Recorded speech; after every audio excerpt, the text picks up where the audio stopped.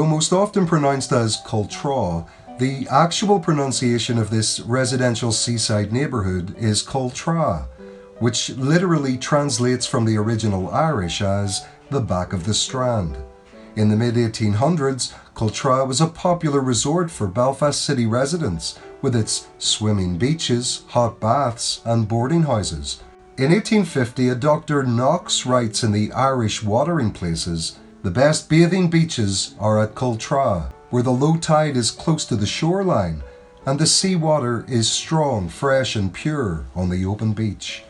The modern settlement of Cultra, now an affluent coastal residential satellite on the County Down shoreline, was founded by John Kennedy around 1670 as part of the second wave of Scottish settlers to Ulster. John, who amassed more than 4,000 acres of land post his arrival in 1668 while seeking his fortune in new lands, was a descendant of a titled Scottish family, which from the early 1400s included lords, earls, Scottish regency and Lord Lieutenancy of Scotland. John built his mansion, Cultra House, just above the existing small fishing boat harbour around 1670.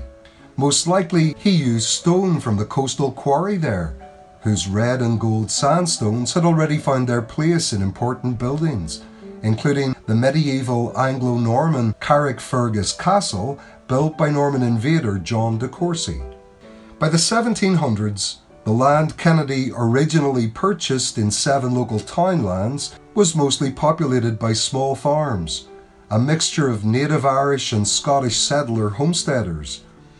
As supporters of civil, political and religious liberty, the tenants of Kennedy's estates, Holywood town residents and the Kennedy family were mostly sympathetic to the rebellion of the United Irishmen. Holywood was dominated by Scots-Irish Presbyterian settlers, the same denomination of leading Irish rebels Henry Joy McCracken and Wolfe Tone. Known appropriately to locals as Sly in the late 1700s for his cunning patriotic diplomacy, Kennedy was the victim of a contrived burglary when one dark night masked rebels helped themselves to a brace of muskets in his house. As a wealthy Scottish settler estates owner, the 18th century Hugh Kennedy's politics, sympathies and hospitality were in considerable contrast to the first generation circa 1604 Scottish settler lords in the same area, the same from whom John Kennedy purchased most of his lands. For example, during the period of the 1641 rebellion, Lord Montgomery of Grey Abbey in the Ards Peninsula sent a force of 200 men on horse and foot to plunder Ballydavy village Holywood, arising after an earlier dispute between native Irish and Scots settlers over bags of corn at a local mill in Dundonald village.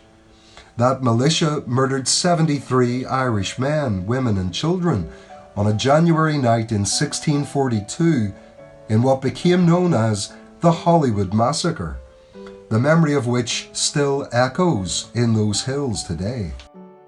In the early 1800s, the Kennedy Mansion was extended and remodelled in the neo-Gothic revivalist style so popular at the time, a style featuring ingrate houses and castles across the province owned by Gaelic, Old English and settler nobility.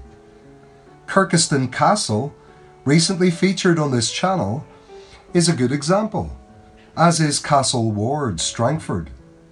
By 1850, the extensive forested and landscaped grounds of the 300-acre Kennedy estate were generously open to the public, and Cultra featured several tea houses to serve as visitors. Cultra House remained in family ownership until 1870. At the last deep water inshore port before Belfast, which required no dredging, the Kennedys rebuilt the harbour in 1818, adding a square lighthouse.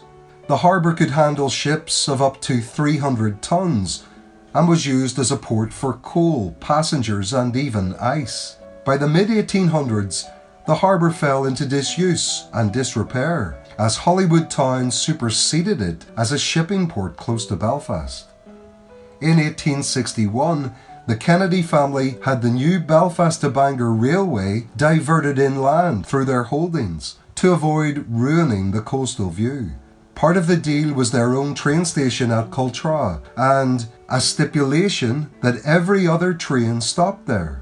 The railway opened up Cultra to day tourists and also wealthy businessmen who received seasonal and annual concession rail travel passes from the railway company for building new houses there. This was the same scheme used for Whitehead on the other side of Belfast Lough.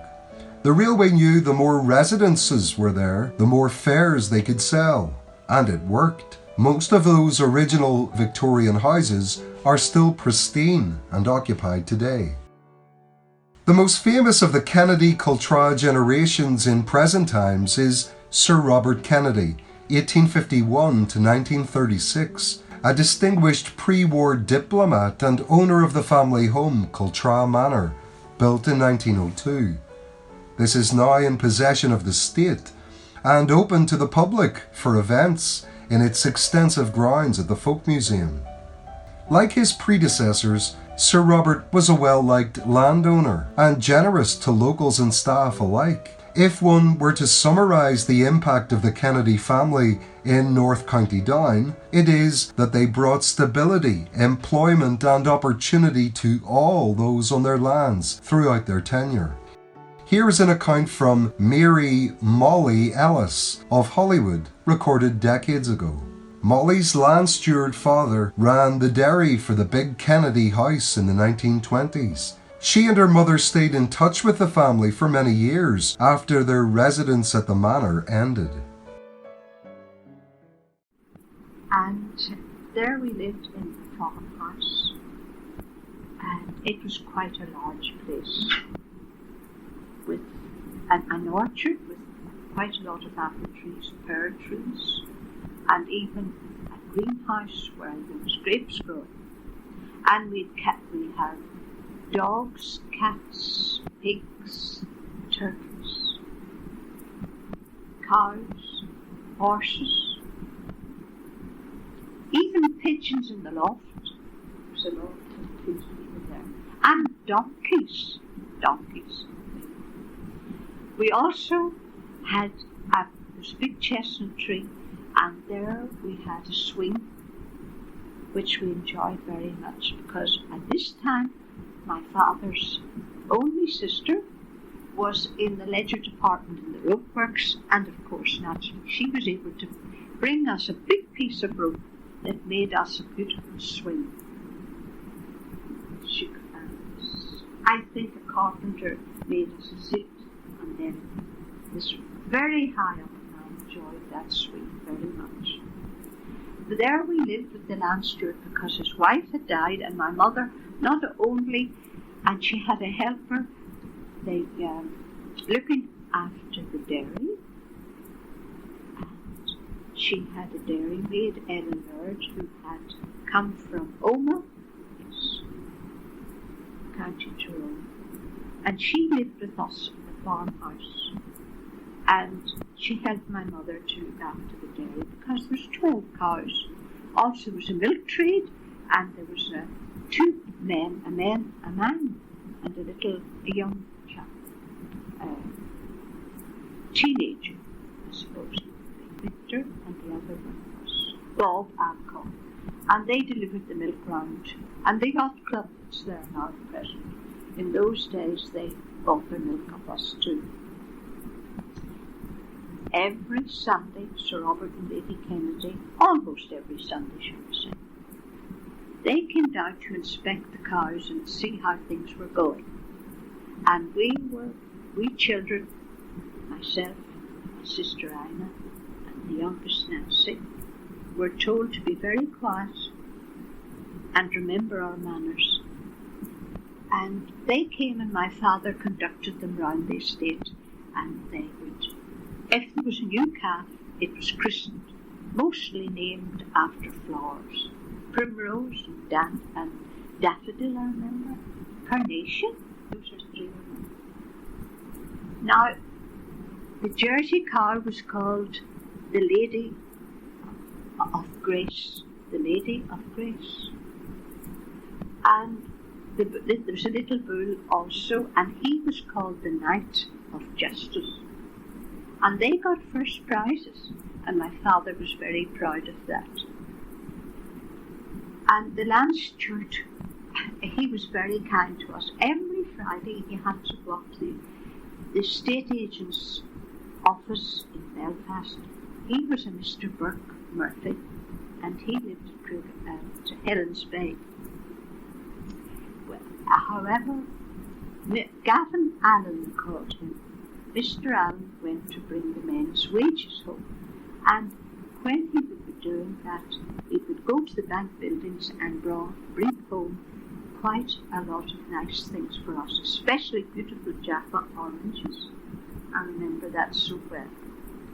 And then, perhaps at the weekend, my mother, we had quite a lot of eggs, perhaps duck eggs. She would make a large sandwich cake, and she would use cream and perhaps pieces of pineapple. And we looked forward to that every week. It was a beautiful sandwich cake. It was always about the depth, about 5 or 6 inches. Also, about that time, we didn't call it the radio, the wireless.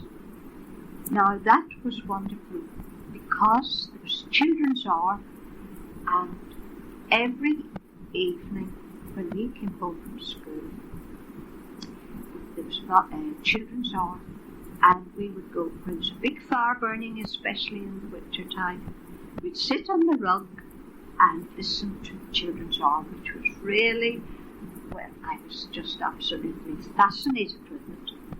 However, once that was over and the evening meal was finished with, my father and Mr. Allen and perhaps my mother, although not often my mother, she seemed to be always busy, but especially my father and Mr. Allen and perhaps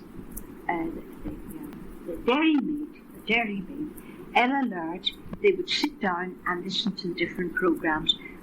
And of course, we children were told that was enough. We had to go away and leave them in peace because they had the earphones on, and we had to go away and leave them to it. Oh yes, it was lovely when we were no distance from the sea, and we just had to go down. There was quite a hill, and lovely days. We loved to go down and paddle. We didn't like to bathe, we didn't do that really, but we paddle and have fun just about, and playing with sand, making sand castles. Two or three girls often would come over from England, I don't know what part they lived in. After Christmas, I think about the year, they would have a great party for us, and the chauffeur would come and take us there in a beautiful car. Limousine. Yes, it was lovely to get into that beautiful car. Luxury it really was. And we would have a beautiful meal in the dining room, and then games afterwards, and we all got presents of the Christmas tree. And we played Blind Man's Buff, and I got a prize for that. It was a tape, measuring tape. Miss Enid, Miss Kathleen, and Miss Lucy. And they never married. I don't know what happened to them, because we left there. And for some years we kept in touch, because they were very fond of my mother. Occasionally we'd meet them in town where they did run a charity. It was a tea party, and there they had delicious cakes anyhow. It was in some of I suppose they rented it.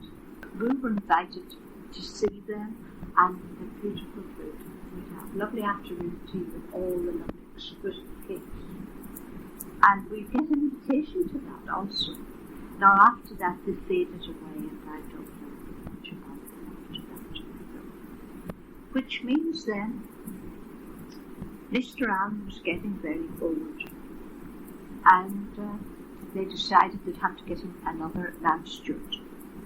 Well, he had a wife, of course, and they would be coming to live in the farmyard, in the house, and there would be no place for my father and his family.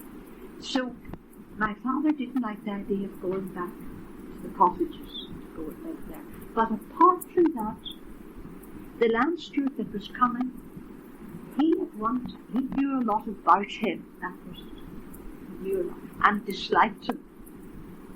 And then Mr. Allen suggested that he was thinking of renting a little farm at Ballymacash, Lisbon, and suggested my father would look after the dairy for him and look after the cattle and so on, because he wouldn't be fit to do it, but he would finance it, and my father could look after the whole thing. He was able to look after that. It was a lovely little farm place, and quite a bit of ground around it, a few cattle, not much. However, it didn't really pay, and he didn't want to lose all his money, and my father hadn't any money to run it. So he went off to where he belonged, to Scotland, where that was his home.